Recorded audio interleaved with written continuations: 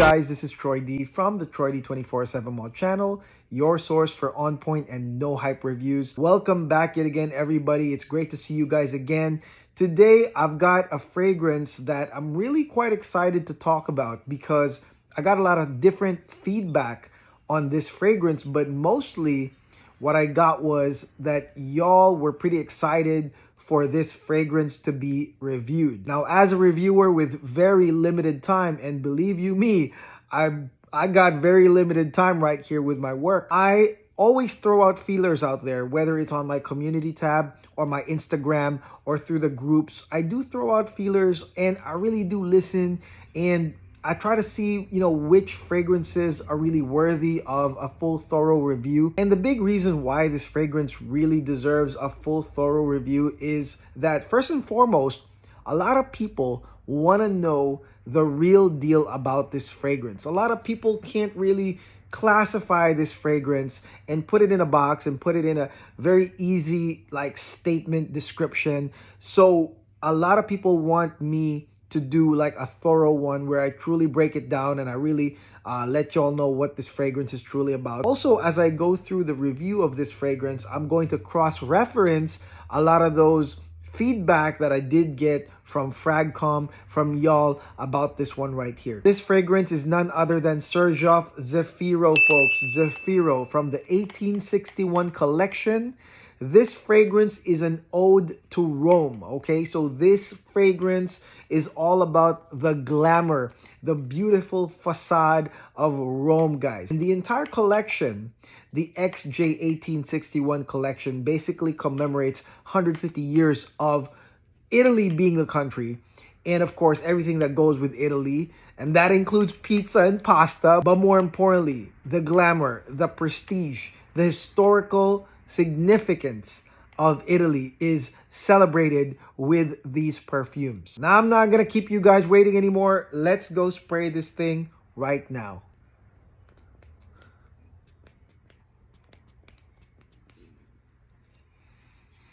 Yeah. Before I continue talking about Xerjoff Zefiro, I'm gonna look into the initial Fragcom feedback that I got from Xerjoff Zefiro, and one of them states that this fragrance can be a nice work scent. So some people said that it's great for work, and a lot of people are also saying that this isn't really a standout scent, that this is more of a blend in the crowd type of scent.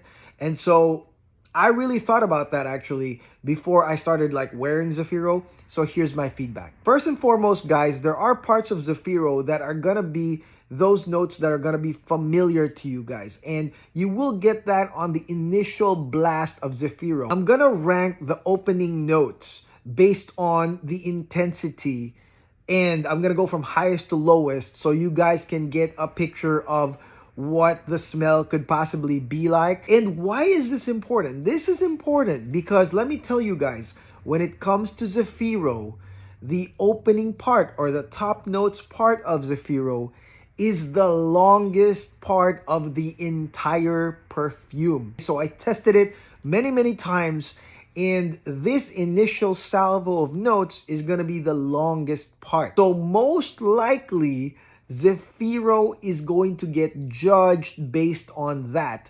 Based on the initial notes, the top notes, a lot of people are going to judge Zefiro because it's going to last for a minute, guys, okay? So that's what you're going to smell for the next maybe 4 to 5 hours of wearing Zefiro. The first one that really pops out is going to be your bergamot, guys, okay? You're going to get a bergamot note, pretty intense. It's out there, and that, in my opinion, can correlate to maybe a safe work scent, okay? Because you're gonna have bergamot blasting out there, real nice sparkling bergamot. And so, yeah, maybe it could be a work scent right there. And then it is accompanied by a background actor, which is basically elemi resin. Elemi resin is a spicy, resinous note that does go with this bergamot. So you're kind of getting like a spicy bergamot, if you will, when it comes to the intro. And again, it smells pretty safe. There's not a problem with it.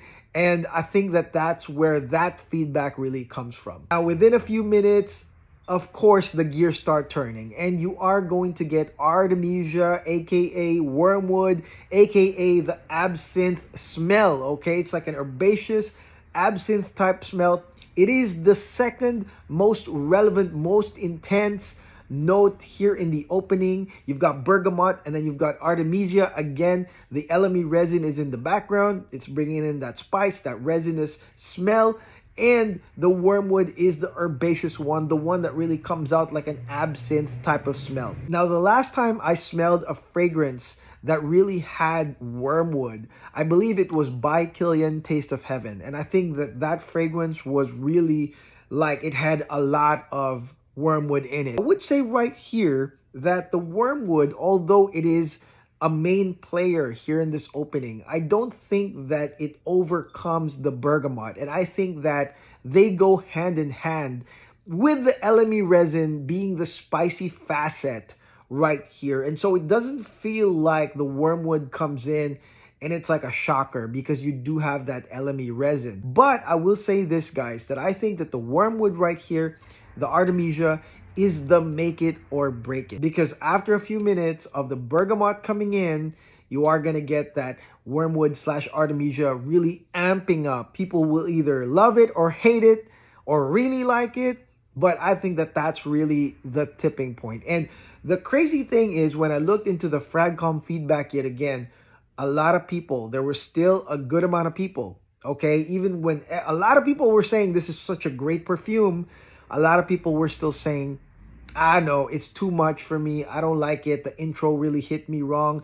I don't like that that smell, that herbaceous smell. And so, yeah, I really think that this part is the make it or break it right here. Now, the big question mark about the opening notes is going to be the white wine, folks, okay? And some people might fantasize as to what that white wine is really for in this fragrance. Now, the white wine accord, that white wine smell that I can smell here in Zefiro, here in the first top notes area, which is the one that lasts long, is, in my opinion, a smoothing agent or smoothening agent when it comes to the other notes. Because you have the LME resin and you have the wormwood basically being herbaceous and maybe a bit harsh and spicy at the same time, the white wine accord smooths it out. Okay, so I really like the way this white wine note is really positioned in the top notes area, because you're going to get basically your sparkling bergamot, you're going to get your resin and your Artemisia together as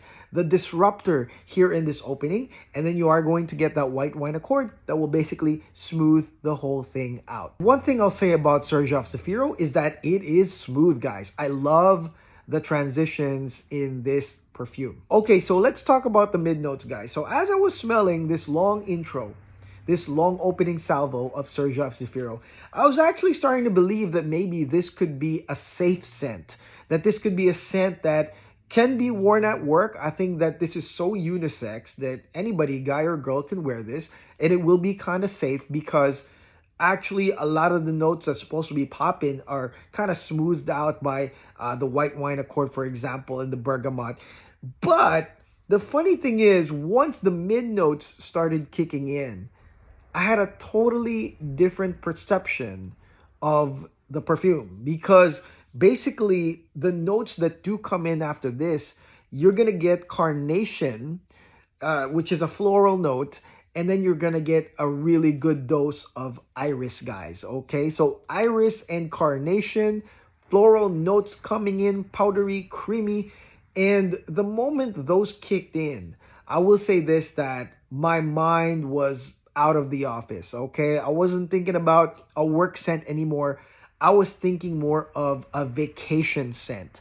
Okay, so that started kicking in, that I thought about a vacation. I thought about something fun and outdoorsy, maybe a trip to Rome, which I've been to Rome, and I think that this part really matches that vibe very well. I got that very outdoorsy vacation feel with the notes of iris and carnation both come in. Now, the cool thing about Zefiro, in my opinion, is that the notes are always evolving. They're always blending and they're always moving into another direction. And even the iris carnation part is just there to make you feel like you're in a vacation. But then you are going to get the transitional notes yet again. And it does blend quite nice because you are going to get these warming, almost fade to black notes of cinnamon and cardamom. And obviously, if you guys like those notes, I love those notes. If you guys and gals do, then you're going to like that transition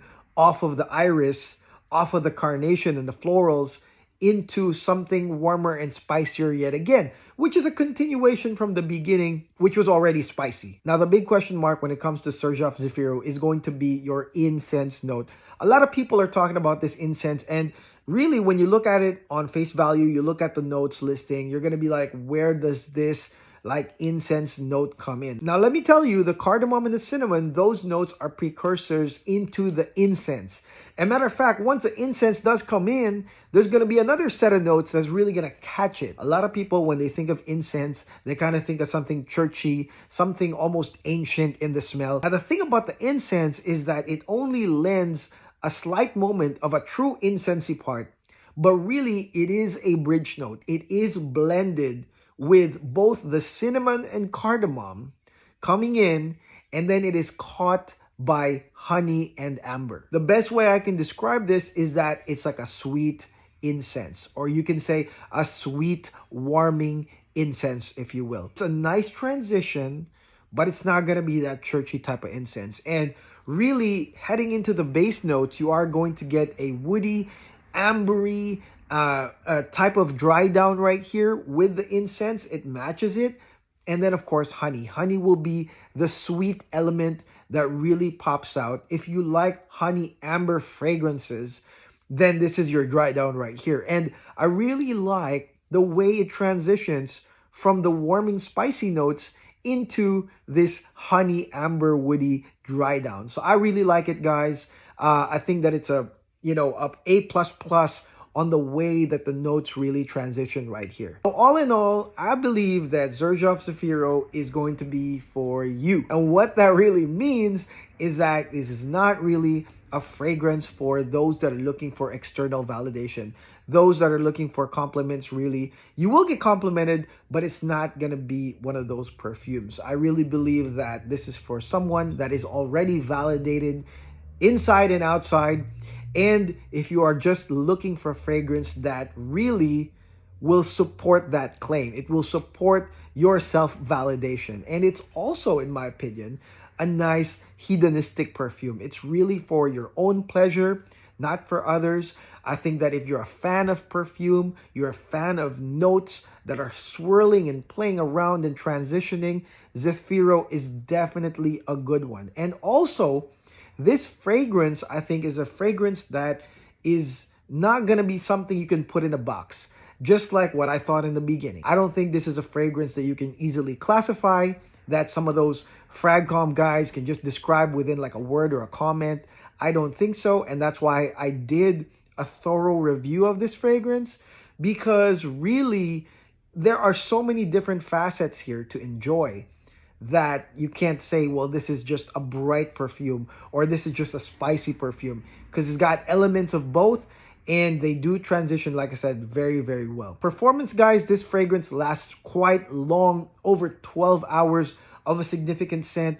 And I think that it's a sillage type of scent, but it's also a draw-in type of scent, primarily because of the warm, spicy nature of it, okay? As it transitions into the smokiness of the incense and the amber and the honey and the spicy notes like cinnamon and cardamom, I think that it makes this fragrance a draw-in scent. So I really like that part of Xerjoff Zefiro. This fragrance can be a rotational fragrance, guys, okay? And I think with every rotation, you can have those compliment getters, you can get those dark perfumes, but I think that this one here is the vacation perfume. This is the perfume that you're gonna take on vacation, that when you go to Hawaii, I mean, at least I'm going to Hawaii, if you're gonna go to Italy, Hawaii, Japan, or anywhere else, and you're having a really carefree moment or carefree week where you're not really thinking about work, and you're just taking care of yourself, then bring this perfume. I think that Xerjoff Zefiro